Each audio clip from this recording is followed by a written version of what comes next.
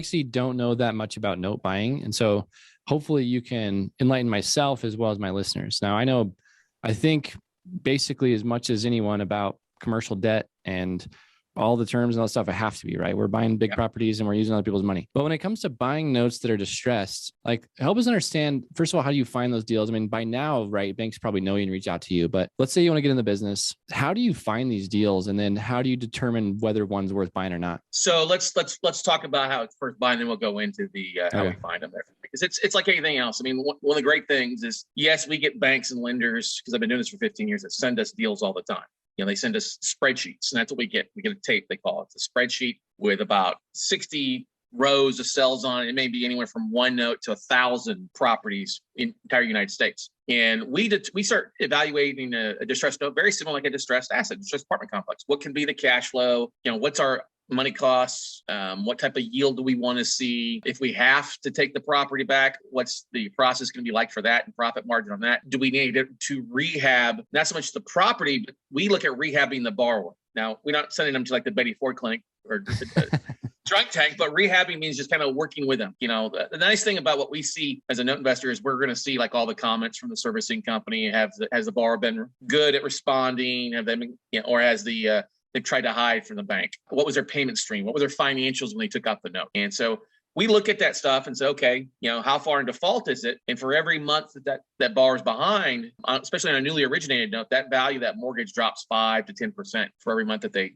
get behind. So if you've ever been like 30 days late in your mortgage, that the phone is ringing off the hook and the postman is stopping by your house every other day with like a certified letter to get you back on track with the bank. Well, once it hits that 90-day or 120-day market, that's really where banks really do not want to be. I mean, they don't want to be there 30 days late because the value of the paper drops. But when somebody hasn't paid in several months, they really don't want to hold it out, because for every bad loan that they have, it costs them roughly about 10 times that in what they can lend out and leverage in lending, because banks are in the note business and the lending business, not in the property business. So we have to evaluate the property, we have to evaluate the note, and then we have to evaluate the borrower. And what was great, I kind of like stuff that's the more distressed it is, the more the banks or the lenders are willing to give us a bigger discount. We're not usually paying above 60% of either the balance of the note or the value of the property, whichever is less. And, what will also determine the factor is what state is it located in. If we do have to foreclose, how long is it going to take us to foreclose? So we don't buy a lot in New York, New Jersey. We like, of course, everybody loves non-judicial states that are fast foreclosures, but that still means that the banks know they can liquidate that stuff faster. So it's more expensive, like here in Texas, where it's the fastest foreclosure state in the country. So we like kind of that mid-rate, 6 to 9 months to foreclose. I do like Florida, as far as I joke, God's waiting room, because we do buy a lot down there. And that's a great thing. We buy something that's distressed. The fact that we bought it at 50 cents a dollar, that gives us a lot of flexibility to go back to the bar and say, hey, what's the situation? Can you start paying again? I know you haven't paid in a year or 2 years because of COVID. We're not asking you to come to the table the full 2 years. Can you bring 4 months to the table? Can you pay $200 extra a month?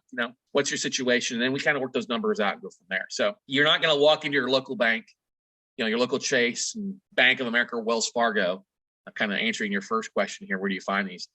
They're going to laugh at you. And before I got into the note business, I was actually a mortgage banker for Bank One and at JP Morgan Chase. And I had people walking every once in a while, hey, we want to buy your debt. And I'm like, we don't sell debt. Well, that's not true. Every bank sells debt off, but you're just not going to buy from the big 5 or 10 banks, because they're going to sell stuff off in like huge portfolios, 50 to 100 million. It's not going to be really at a decent price anyway. So we've really carved out a niche for the last 15 years, working with regional banks, smaller banks, have at least 5 branches or more, and buying their stuff. And banks usually will have a different department than what you're used to. Most people think, oh, I'll just call the loss mitigation. Well, no, that's all about collecting. They don't handle anything on the debt sale. So it's really your loan sales department or your special assets department is usually what the larger banks call their department that handles the note sales. They have special asset managers, or it may go under secondary marketing department. A chief credit risk officer is often a title of a person at a bank, or whole loan trading for some of your big insurance or REITs. They'll have a department called that. And so we track down people that have those titles on LinkedIn with banks and lending institutions, because they're the people that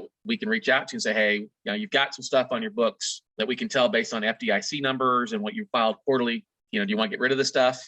We can help you create a win-win. And so you having to be the bad guy to foreclose and drag the stuff out, we're willing to give you 50, 60, 70 cents on the dollar right now and take on that, I guess you could say that problem child, that problem loan. And then we make our money by either, like I said, working out with a borrower or taking the property back. It's your special asset department's usually in a whole different office or building or sometimes state than like your main customer services at. So that's one thing that we are constantly doing, trying to track down, and especially as a new lender or something like that, who's a person that makes the decision to pull the trigger to sell the note. But once you get a hold of that person, they're usually going to send you a list every month, every quarter of all their stuff that they want to sell off. So that's one thing I really like. Coming from being a traditional real estate investor prior to I got in the note business, everybody's, you're sending out direct mail, or you're making a lot of offers, maybe get one, doing a lot of work to find deal flow. Well, with us, the banks are sending this list on a regular basis. So one source may feed us 50, 100, 200, 900 notes every quarter, versus a lot of folks will, find one distressed borrower, like a foreclosure. Well, that's one deal. You got to keep hunting. Well, for us, one source feeds us on a regular basis. And the great thing too, is we're seeing these lists usually 6 to 12 months before most retail buyers are seeing it. Before it goes to a foreclosure off, before it becomes an REO or foreclosure, we see a lot of stuff off beforehand and work it out and negotiate it and get it back reperforming before it ever ends up that finality of a foreclosure off. So how much negotiation is involved? I mean, let's say you get a list, you go, okay, these 3 we like. Seems like this borrower we can work with, whatever. Yep. Then you basically have create a relationship with this bank and say, hey, we'll give you X number. Is there some negotiation on every single one of these basically? Oh, totally. And sometimes they accept your numbers right off the bat. And you're like, oh shit, I should have offered less. You know what I mean?